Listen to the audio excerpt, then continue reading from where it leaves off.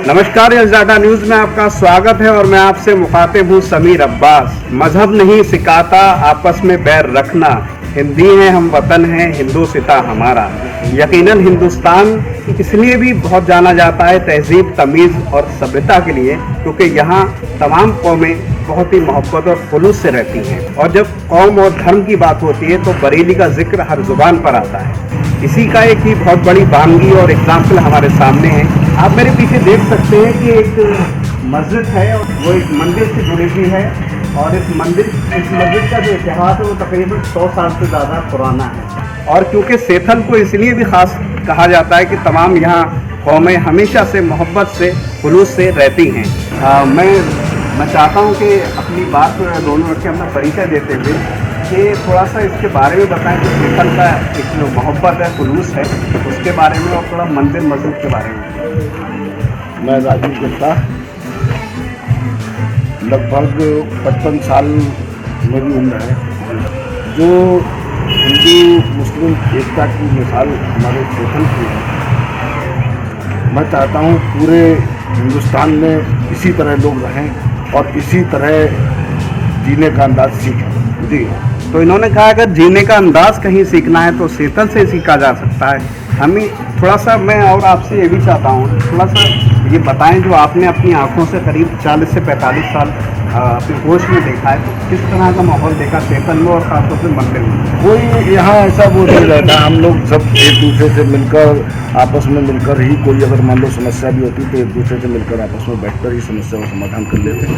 अभी तक मेरी नज़र में ऐसी कोई समस्या आई नहीं जिसका कोई निदान हम लोगों के पास में।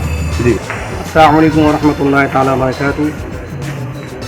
अभी हमारे बड़े भाई जनाब मुहतरम राजीव गुप्ता जी ने बहुत अच्छी बात आपसी इत्तेहाद की कही। जहाँ तक सेथल ज़िला बरेली की बात है तो मैं आपको एक तारीख़ी हक़ाइक़ पेश करूँ। 1992 में जब अयोध्या में बाबरी मस्जिद का मामला चला तो पूरा मुल्क एक नफ़रत की आग में जल रहा था। हद ये हो गई, कश्मीर से कन्याकुमारी, उत्तराखंड के पहाड़ों से बंगाल की खाड़ी तक हिंदू मुस्लिम की नफ़रत का बीज बोया, जिसमें बेशुमार लोगों की जानें गईं, चाहे वो हिंदू समाज से हों या मुस्लिम समाज से हों। लेकिन अल्हम्दुलिल्लाह ये हमारी सेथल को फ़ख्र हासिल है। 1992 के ख़तरनाक माहौल में भी जो हमारे सेथल का हिंदू मुस्लिम इत्तेहाद था, वो न सिर्फ कायम रहा कि अगर हिंदू मुस्लिम इत्तेहाद आपको कहीं देखना है सही मानों में प्रैक्टिकली, तो आप ज़िला बरेली के कस्बा सेथल आइए।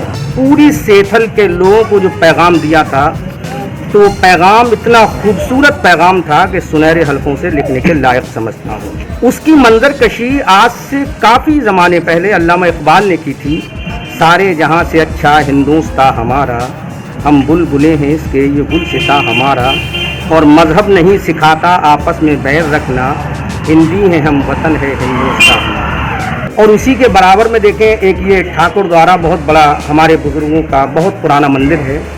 यहाँ से आपसी इत्तफ़ाक़ और इत्तेहाद का जो पैगाम नश्र किया जाता है।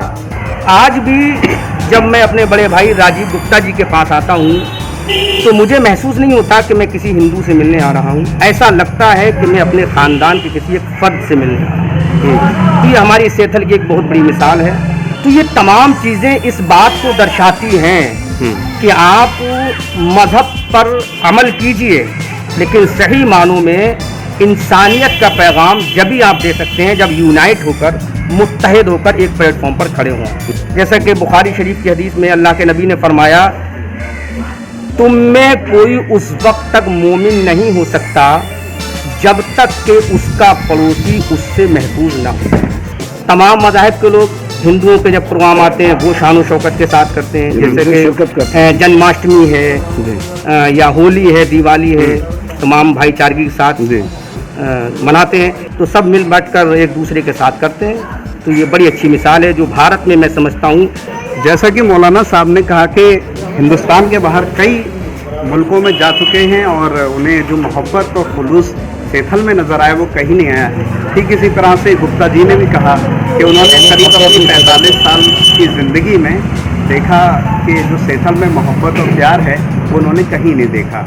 हिंदू मुस्लिम एकता के सिलसिले में हम इस टाइम बरेली से करीब 30 से 35 किलोमीटर की दूरी पर हैं और एक कब्रिस्तान में मौजूद हैं, जिसका एक हिस्सा कहीं ना कहीं हिंदू समुदाय को सालों पहले दे दिया गया था। ये बहुत बड़ी बात है, बहुत एकता की बात है, बहुत ही मोहब्बत की बात है और आज तक किसी भी तरह का तनाव नहीं हुआ है।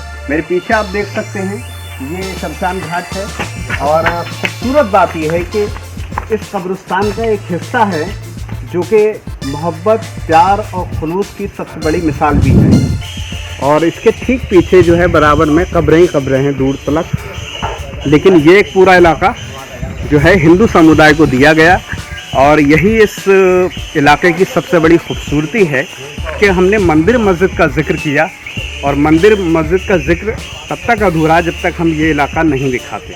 वो जगहें भी दिखाएंगे जो इससे जुड़ी हुई हैं और जहाँ पर जो है मुस्लिम समुदाय के लोग दफन हैं।